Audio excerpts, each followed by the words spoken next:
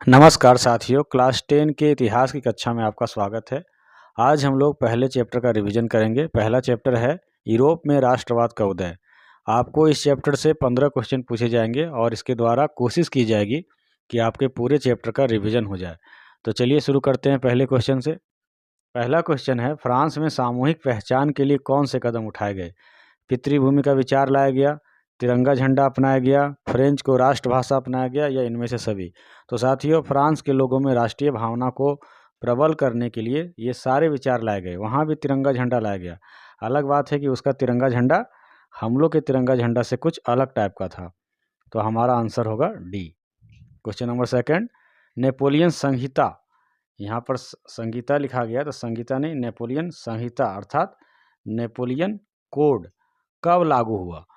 1804 में, 1789 में, 1815 में या 1793 में?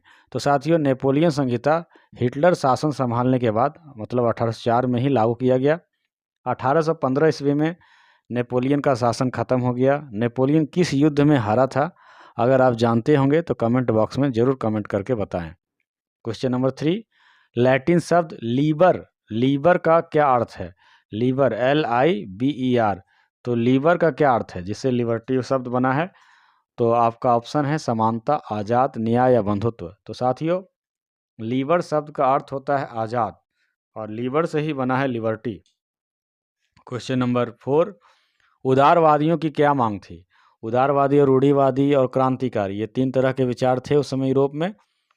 तो उदारवादियों की क्या मांग थी? ऑप्शन ए, विशेषाधिकार की समाप्ति, संसदीय सरकार, सबके लिए मताधिकार या इनमें से सभी? तो साथियों, उदारवादी जो है ये तीनों मांग उनकी थी। विशेषाधिकार की समाप्ति अर्थात प्रथम स्टेट, द्वितीय स्टेट जो कुलीन वर्ग और चर्च का विशेषाधिकार था, बाय बर्थ जो प्रिविलेज था, उसकी समाप्ति चाहते थे। संसदीय सरकार चाहते थे अर्थात चुनी हुई सरकार, और सभी के लिए वोटिंग राइट चाहते थे। तो ये सारे मांग उदारवादियों की थी। रूढ़िवादी किसके पक्ष में थे? मैंने आपको पहले ही बताया कि रूढ़िवादी, उदारवादी और क्रांतिकारी 3 तरह के विचारधारा थे। तो रूढ़िवादियों का क्या पक्ष था? राजतंत्र रहना चाहिए, चर्च की सत्ता रहना चाहिए, समाज में ऊंच नीच रहना चाहिए या इनमें से सभी? तो साथियों, रूढ़िवादी इन सभी के पक्ष में थे। आखिर रूढ़िवादी इनके पक्ष में क्यों नहीं रहेंगे? क्योंकि रूढ़िवादी जमींदार, सामंत, राजा वगैरह थे और उन लोग को ये पुरानी व्यवस्था से ज़्यादा लाभ था। इसलिए रूढ़िवादी राजतंत्र, चर्च की सत्ता और सामाजिक ऊंच नीच सभी के फेवर में थे। क्वेश्चन नंबर 6, वियना संधि कब हुई? 1812 में, 1813 में, 1815 में या 1804 में? तो साथियों, जब नेपोलियन हार गया तो 1815 में जो है सभी देश इकट्ठा हुए यूरोप के वियना में। वियना ऑस्ट्रिया की राजधानी है और वहाँ पर एक संधि हुई जिसे वियना संधि कहा जाता है। क्वेश्चन नंबर 6 क्वेश्चन नंबर 6 हो गया। क्वेश्चन नंबर 7, यंग इटली और यंग यूरोप की स्थापना किसने की? मैथ्सनी ने, लॉर्ड बायरन ने, बिस्मार्क ने या गैराबाल्डी ने? तो साथियों, यंग इटली और यंग यूरोप की स्थापना मैथ्सनी ने की। पूरा नाम इसका ज्यूसेppe मैथ्सनी है। हालांकि ये इटली के एकीकरण नहीं कर पाए, इनकी मृत्यु पहले ही हो गई, लेकिन इटली के एकीकरण का सपना इन्होंने ही देखा था। बाद में आगे चल करके और लोगों ने इटली का एकीकरण किया। क्वेश्चन नंबर 8 बड़ा ही इंटरेस्टिंग क्वेश्चन है, कई बार बोर्ड एग्जाम में पूछा जा चुका है कि जब फ्रांस छिकता है तो बाकी यूरोप होना चाहिए, यहाँ रोग लिखा है, बाकी यूरोप को सर्दी जुकाम हो जाता है। तो बाकी की जगह यूरोप पढ़िएगा। जब फ्रांस छिकता है तो बाकी यूरोप को सर्दी जुकाम हो जाता है। ये किसका कथन था? लुई फिलिप का, मेटरनिक का, बिस्मार्क का या गैराबाल्डी का? तो साथियों, ये कहना था ड्यूक मेटरनिक का। और ड्यूक मेटरनिक कहाँ के चांसलर थे आपको कमेंट बॉक्स में बताना है। और इस कथन का व्याख्या करने के लिए भी लॉन्ग क्वेश्चन में पूछता है कि जब फ्रांस छिकता है तो बाकी यूरोप को सर्दी जुकाम हो जाता है, इसका क्या कहना है, क्या अर्थ है? तो इसका कहने का अर्थ यही है कि ड्यूक मेटरनिक राजाओं को चेताना चाहते थे कि फ्रांस में क्रांति हो रही है, अगल बगल के जो देश हैं ऑस्ट्रिया, डेनमार्क वगैरह सब संभल जाइए, क्योंकि अगर आप नहीं संभलिएगा तो आपके यहाँ भी राजतंत्र को ख़त्म कर दिया जाएगा। अर्थात फ्रांस में जो परिवर्तन होता है उसका असर अगल बगल के सभी देशों में होता है। तो ड्यूक मेटरनिक का ये कथन इतिहास में दर्ज हो गया कि जब फ्रांस छिकता है तो बाकी यूरोप को सर्दी जुकाम हो जाता है। क्वेश्चन नंबर 9, यूरोपीय सभ्यता का पालना किसे कहते हैं? तो यूरोपीय सभ्यता का पालना, यहाँ पर पालन हो गया, पालना, पालना मतलब जिसमें बच्चे झूलते हैं, छोटे बच्चे। तो यूरोपीय सभ्यता का पालना जहाँ पर बच्चे पलते हैं, तो किसको बताया गया, किस देश को, अर्थात कहाँ से यूरोपीय सभ्यता फलती फूलती है, फ्रांस से, ब्रिटेन से, यूनान से या जर्मनी से। तो साथ ही यूरोपीय सभ्यता का पालना जो है वह यूनान को कहा गया है, और यूनान की आज़ादी के लिए लॉर्ड बायरन ने प्रयास किया था, यह भी आप चैप्टर में पढ़े होंगे। नेक्स्ट क्वेश्चन हम लोग चलते हैं क्वेश्चन नंबर 10 की तरफ। जर्मनी का एकीकरण में सबसे महत्वपूर्ण भूमिका किसने निभाई? जर्मनी बहुत भागों में बटा था, तो जर्मनी का एकीकरण का श्रेय जो है किसको जाता है? बिस्मार्क को, मैसनी को, लुई फिलिप को या इमैनुअल द्वितीय को।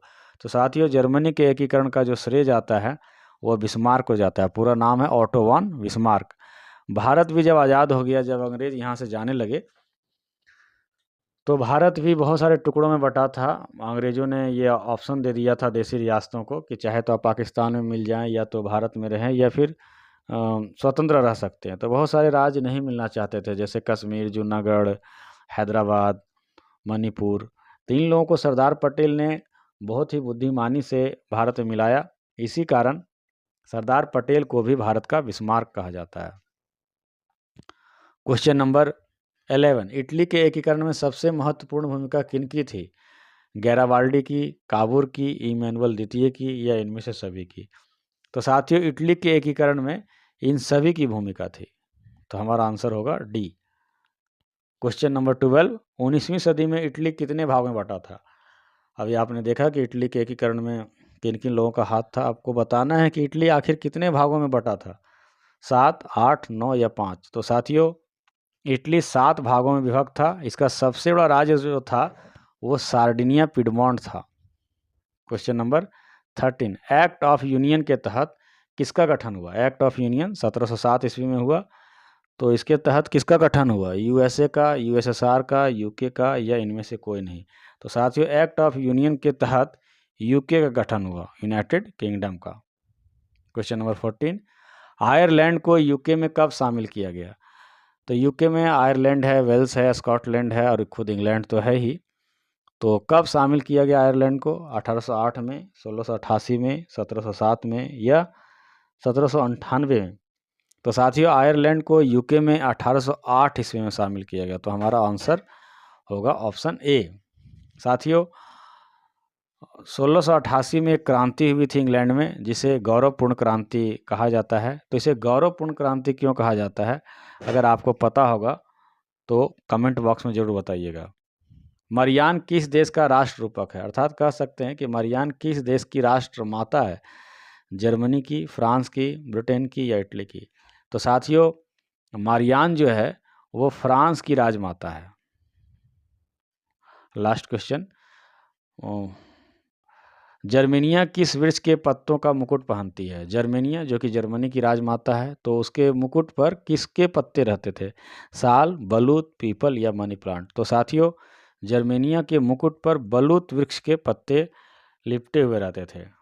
तो इस प्रकार आपने 16 क्वेश्चन का प्रैक्टिस किया, और इन 16 क्वेश्चन के द्वारा हमने कोशिश किया कि आपका पूरा चैप्टर कवर हो, और जो व्याख्या है उसमें से भी कुछ प्रश्न होता है, और जो प्रश्न है उसमें भी कुछ प्रश्न बन सकते हैं। तो ये 16 क्वेश्चन आप इसको मत देखिए, इसमें कम से कम 25 क्वेश्चन बन रहे हैं। अगर आप ये 16 क्वेश्चन को अच्छा से रिवीजन कर लेते हैं, तो इस चैप्टर से आने वाले ऑब्जेक्टिव क्वेश्चन को आप पूरा पकड़ पाइएगा, इसमें नंबर आप ला पाइएगा। तो अगर यह वीडियो आपको अच्छा लगा हो तो कमेंट करें, लाइक करें और शेयर करें अपने दोस्तों के साथ।